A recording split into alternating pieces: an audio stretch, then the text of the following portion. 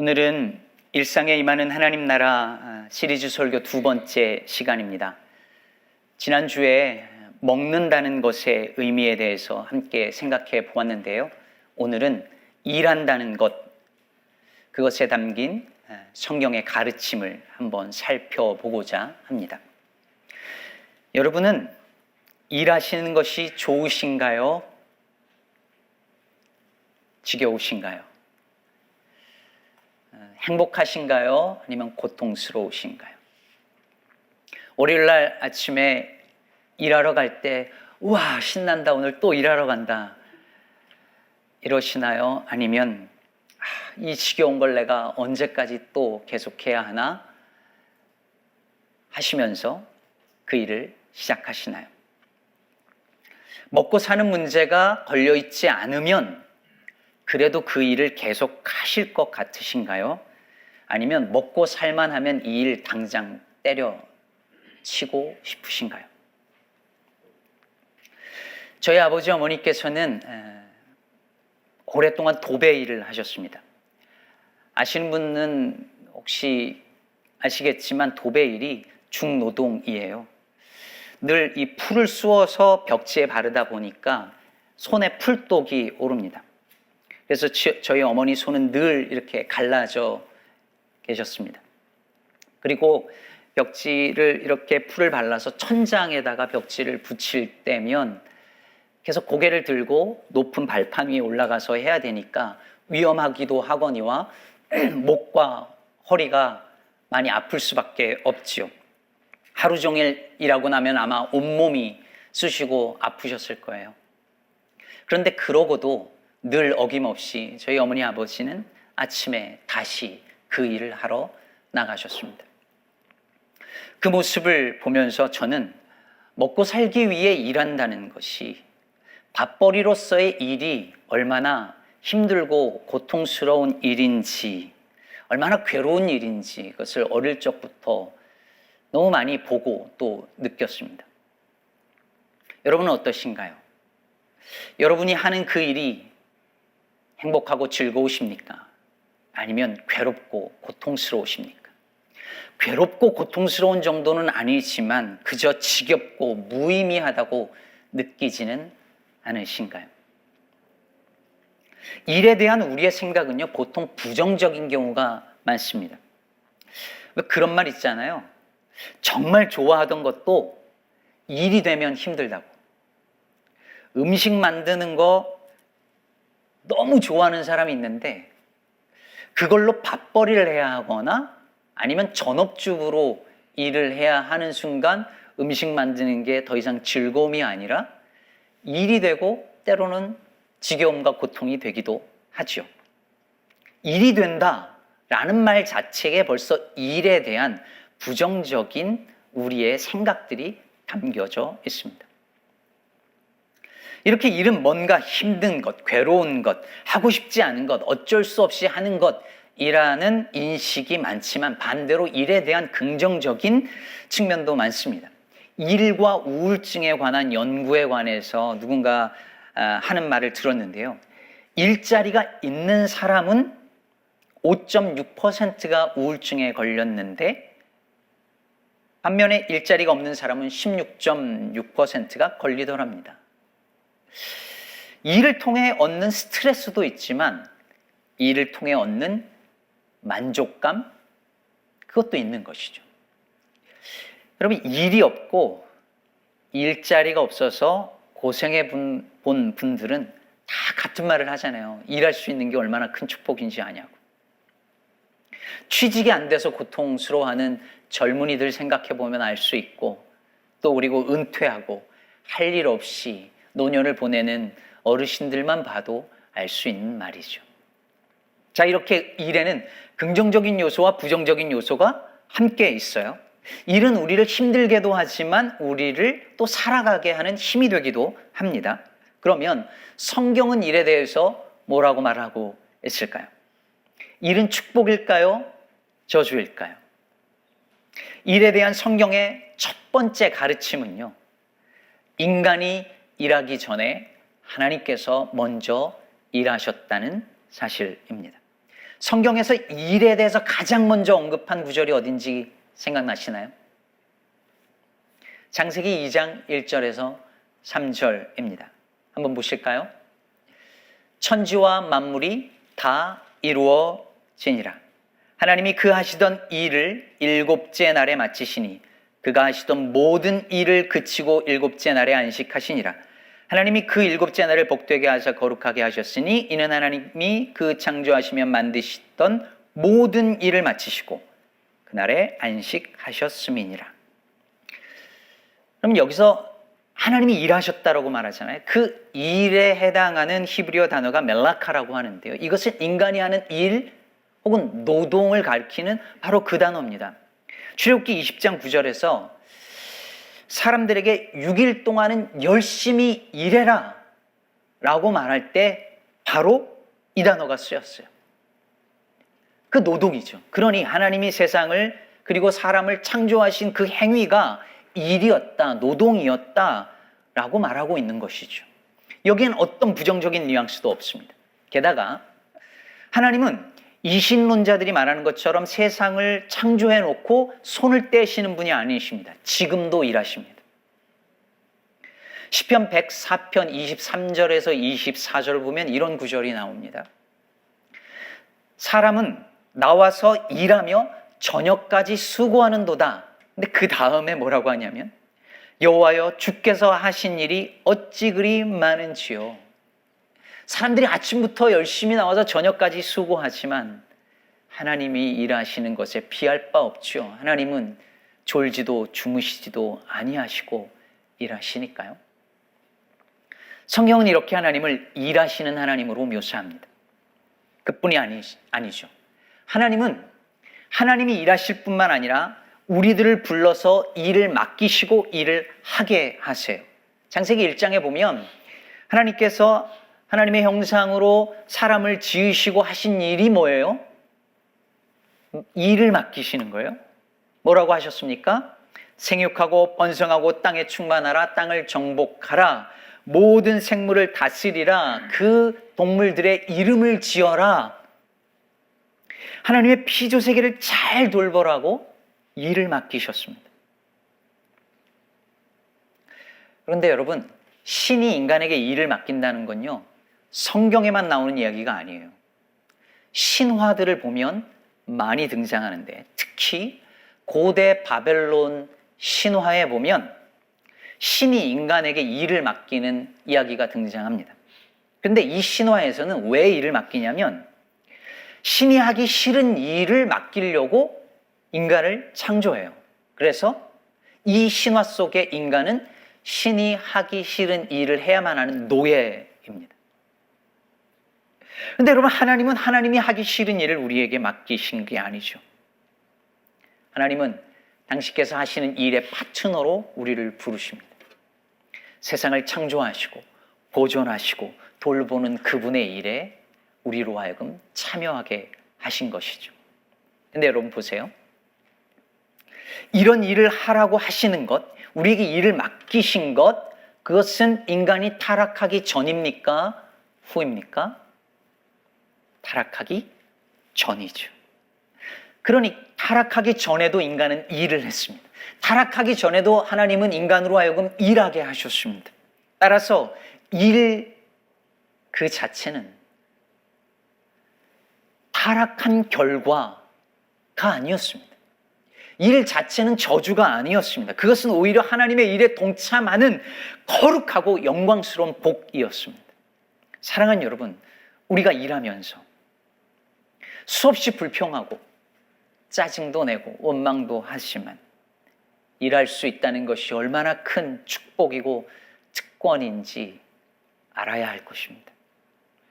일할 수 있다는 자리가 있다는 것, 그 일할 수 있다는 건강과 여건이 된다는 것, 그 일을 통해 내 가족은 물론 누군가에게 유익을 끼칠 수 있다는 것, 무엇보다도 하나님께서 우리의 일을 통해서 이 세상을 아름답게 일구어가는 그 일에 우리로 하여금 동참하게 하신다는 것을 깨달을 때, 기억할 때 우리는 감사할 수 있습니다. 가정이든 직장이든 저와 여러분이 하시는 그 일, 그 자리에 이런 감사가 충만하기를 주님의 이름으로 축복합니다. 문제는 우리의 일이 그렇게 감사와 기쁨만으로 충만하기에는 쉽지 않고 즐겁지만은 않고 녹록하지 않다는 데 있겠죠. 죽어라 열심히 일하는데요, 결과를 제대로 얻지 못합니다. 제가 오늘 설교를 한 편 준비하기 위해서 일주일 내내 죽어라 하는데요, 어떨 땐 밤을 꼴딱 새는데요, 그 결과를 제가 딱 설교를 마치고 얻어갈 수 있을까요?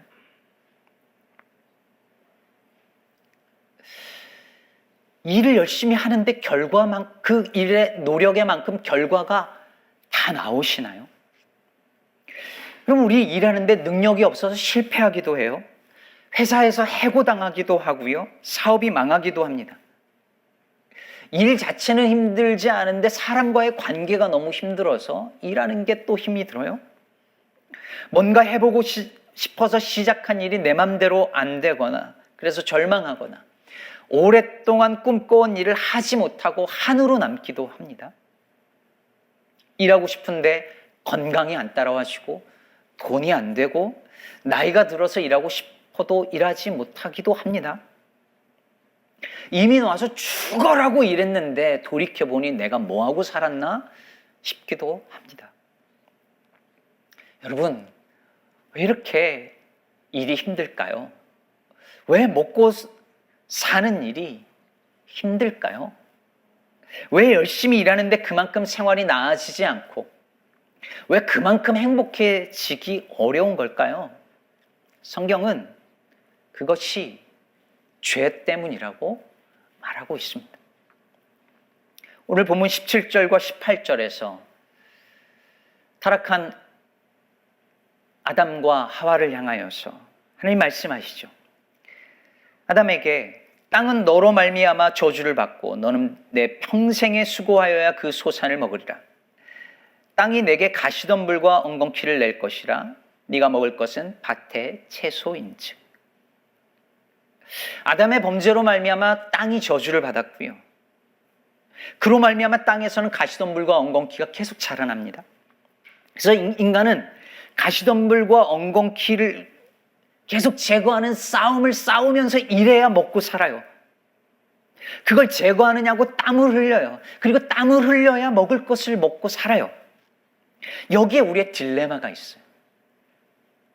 여러분, 열심히 일하잖아요.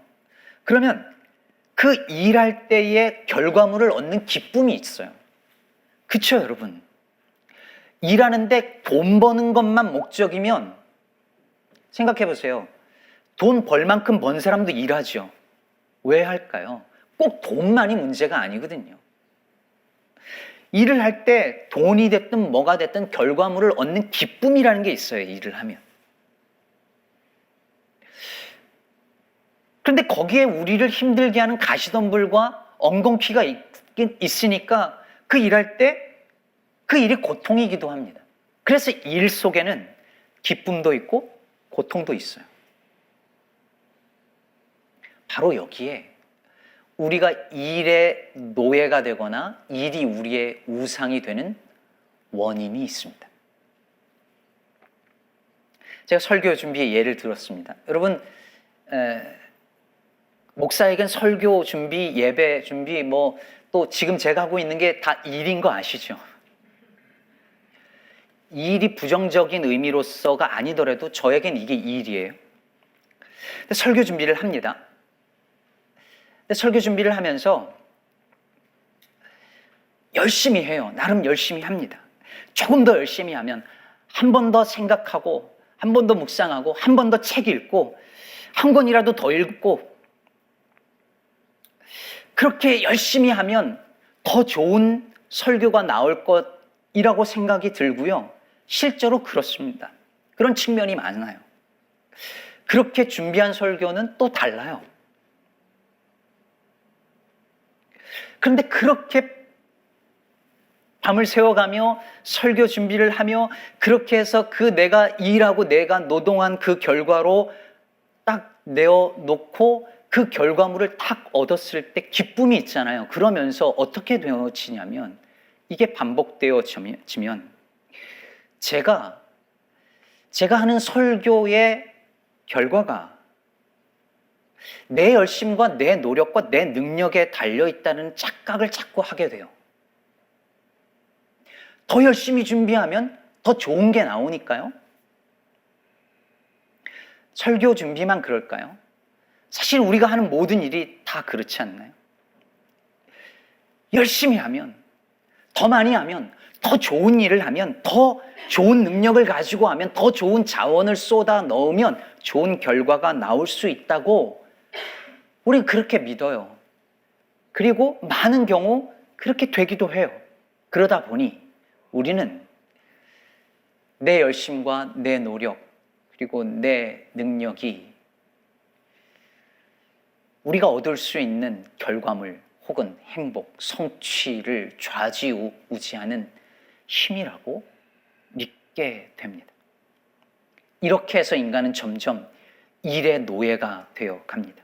더 열심히 일하는 것이 혹은 더 좋은 직장에서 일하는 것이 내 생존과 내 성공과 내 성취와 가족의 행복을 지켜줄 수 있다고 믿게 됩니다. 일을 성공적으로 잘하는 것이 내 존재를 증명하는 근거요, 힘이요, 그리고 리소스라고 생각하게 됩니다. 그렇게 해서 일은 우리의 우상이 됩니다. 사진 하나를 보실까요?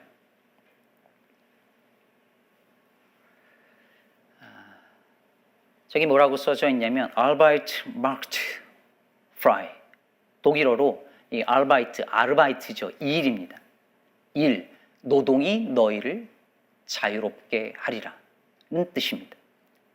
저기가 어딘지 아십니까? 아우슈비츠 유대인 수용소입니다. 노동이 그대를 자유롭게 하리라 라고 하는 그럴듯한 문구가 아우슈비츠 유대인 수용소에 걸려 있었다는 이야기는 일 그리고 노동이라는 것이 어떻게 인간을 억압하는 도구가 되거나 아니면 우상이 될 수 있는지를 잘 보여주는 실례인 것이죠. 사람들은 흔히 일을 열심히 하거나 그 일을 성공적으로 잘 할 때, 뭔가를 성취했을 때 자기가 참 가치 있는 사람이라고 느낍니다. 당연하죠. 반대로 뭔가 일을 좀 나태하게 했거나 실패했거나 아무 일도 못할 때면 자기가 가치 없는 사람처럼 느껴집니다. 요즘에는 그런 간 큰 남편들이 별로 없지만 옛날 아버지들은 어머니들에게 그런 말씀들을 하곤 했습니다. 당신이 집에서 하는 일이 뭐야? 밥하고 빨래하는 일밖에 더 있어. 한 번쯤은 들어보셨을 거예요. 그 남자분들이 볼 때 그 집안일은 중요한 일도 아니고 힘든 일도 아니고 어떤 성과물이 있는 일도 아니게 보였던 거죠. 그러다 보니 우리 사회에서는 뭔가 바깥에서 하는 일은 더 가치 있고 중요한 일처럼 보이고 집에서 하는 일은 아이를 키우거나 아니면 빨래를 하거나 설거지를 하고 밥을 하는 일들은 덜 중요하거나 덜 가치 있는 일처럼 느껴지고 그래서 이 일을 하는 사람, 그 하찮은 일을 하는 사람, 집안일을 하는 사람은 자꾸 자기가 무가치한 사람처럼 느껴져서 바깥의 어떤 일들을 해서 자기 가치를 증명해 보이고 싶어 하는 이 결과를 가져오게 됩니다. 세상은 이렇게 뭔가 더 중요하다고 여기는 일, 더 큰 일을 하면 큰 사람인 줄 생각합니다. 중요해 보이는 일을 하면 중요한 사람 취급을 받고 하찮아 보이는 일을 하면 하찮은 사람 취급을 받아요. 이런 세상에서 일을 실패하거나 일을 하지 못하거나 일을 잃어버린 사람들은 자신의 존재 가치에 대해서 회의를 느낍니다. 노인이 되면 자신의 존재 가치가 자꾸 떨어지는 것을 느낍니다. 잘 보세요. 일이 우리를 자유롭게 한다고요? 노동이 그대를 자유롭게 한다고요? 노동이, 일이 우리를 이렇게 억압하는 도구로도 사용되고 있습니다. 모자람의 위안이라는 책을 제가 언젠가 소개해드렸는데요. 이 책의 저자인 도널드 맥컬로우라는 목사님이 계시는데, 이분이 대학교, 신학교 총장이셨어요. 존경받는 분이셨습니다. 근데 이분이 어떤 실수를 저질렀나 봐요. 그 이후로 총장직을 잃게 됩니다. 근데 이분이 그렇게 되고 난 이후에 자신의 자존감이 얼마나 자기의 직업과 밀접하게 맞물려져 있었는지를 깨달아요. 그리고 이런 고백을 합니다. 내 자존감을 쌓아온 기초가 다분히 직업이었다는 사실을 나는 직업을 잃고 나서야 깨달았다. 목사나 신학교 총장이 아닌 나는 누구였던가.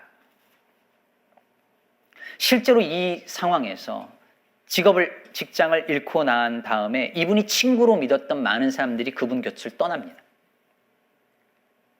직업을 잃고 지위를 잃자 쓸모없는 사람처럼 취급을 당한 것이죠. 그런데 그 속에서도 이 목사님 곁에서 있으면서 자기의 실패담을 들려주고 이 목사님 부부를 불러서 피자를 대접하면서 그가 직업과 지위를 잃었어도 그와 우리와의 관계가 변하지 않는다는 것을 보여준 사람들이 있었답니다. 그것은 그래, 당신 실수했어. 하지만 우린 여전히 당신을 사랑해 라는 무언의 표현이었습니다. 사랑하는 여러분, 바로 이것이 매주일 우리가 열심히 일을 하면서 살다가 그 일을 멈추고 주님 앞에 나아갈 때에 주께서 우리들에게 주시는 말씀 아닐까요?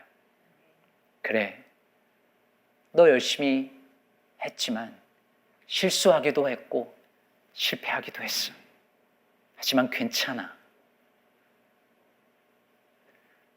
어떤 일을 잃었다고, 어떤 일을 잘못했다고, 네가 하는 일이 한찮아 보인다고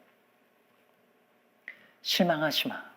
내가 너를 사랑하는 이유는 네가 한 일 때문이 아니라, 네가 성취하거나 실패한 그 일 때문이 아니라 네가 내 자녀이기 때문이야.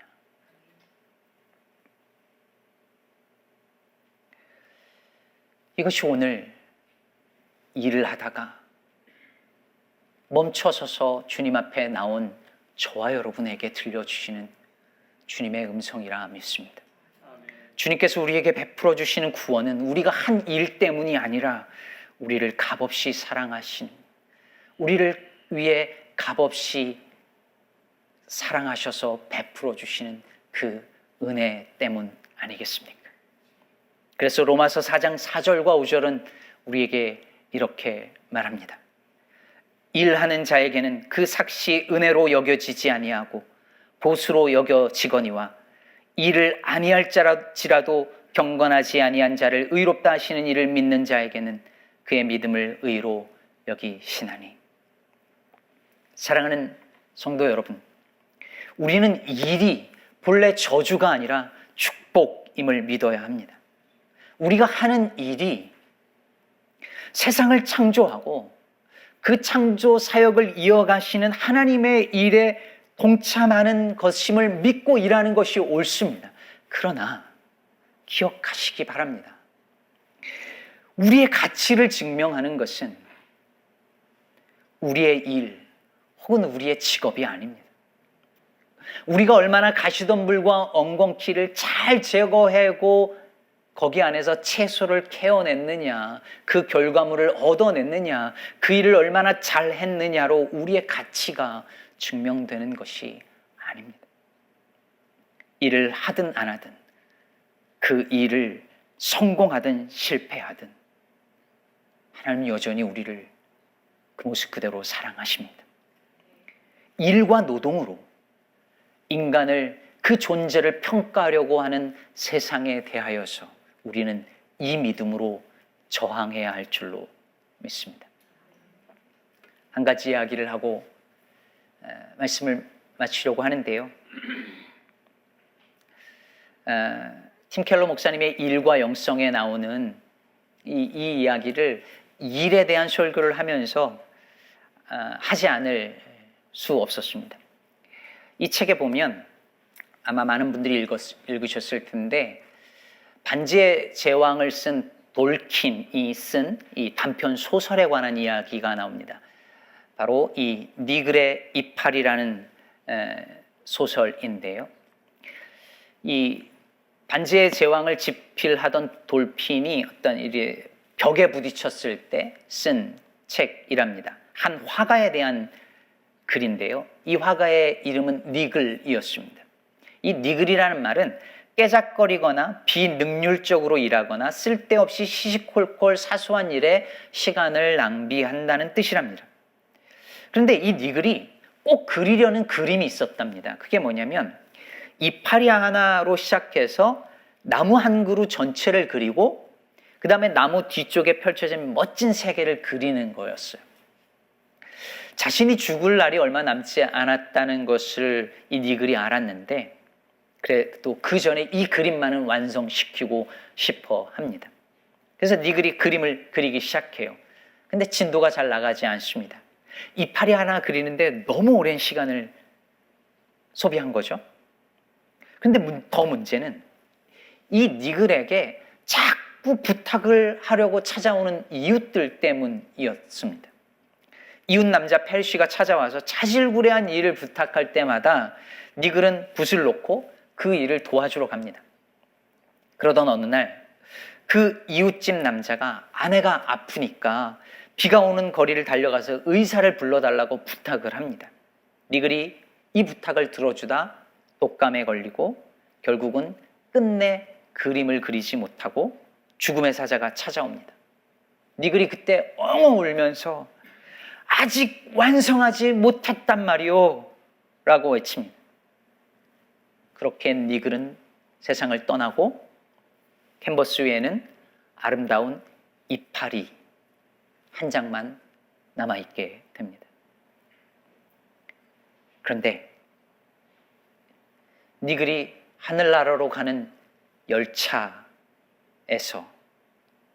저 멀리 뭔가가 보입니다. 뛰어가 보니 나무였습니다. 그가 꿈꾸던, 그가 그리려던 그 나무가 거기 서 있었습니다. 그때 니글이 말합니다. 이건 선물이야. 사랑하는 성도 여러분, 우리 다 니글과 같은 비슷한 일상을 살아가죠. 뭔가 평생 꿈꾸며 이루고 싶어서 살아왔지만 평생 이루어 놓은 것이라고는 지금까지 일하면서 성취한 것이라고는 이파리 한 장같이 느껴질 때가 있습니다. 그래서 우리는 열심히 일해도 아무 의미 없다고 느껴지는 순간들이 너무 많습니다. 하지만 여러분, 우리가 이파리 한 장을 그리면 나머지 나무 그림은 하나님이 완성해 주십니다. 하나님의 열심으로 이루어 주십니다. 아무리 하찮아 보이는 일이라도 우리의 일이 헛수고가 되지 않게 하십니다. 그래서 바울이 이런 말을 한 것이죠. 너희 수고가 주 안에서 헛되지 않은 줄 알미라. 매일 힘겹게 일하시는 여러분, 평생 일하시느라 수고하신 여러분, 하나님께서 여러분의 일이 결코 헛되지 않게 해 주실 것입니다. 내가 하는 일을 통해서 내가 뭔가 성취하려고 너무 애쓰지 않으셔도 됩니다. 잘못했다고 절망하지 않으셔도 됩니다. 잘했다고 그것이 내 우상이 되게 만들어서도 안 될 것입니다. 일을 내가 하지만 그 일을 이루시는 분은 하나님이시기 때문입니다. 저는 우리 기쁨의 교회에서 제가 할 수 있는 일이 그저 이파리 하나 그리는 일이라 하더라도 감사하며 잘 그려보려 합니다. 여러분도 그런 마음으로 이파리 하나 그리는 일에 동참하시면 좋겠습니다. 이것을 깨달으면서 이번 한 주간도 일하실 때에 그것이 가정이든 일터이든 어디든 간에 그 일 속에 하나님의 함께 하시는 손길이 있기를 주의 이름으로 축복합니다.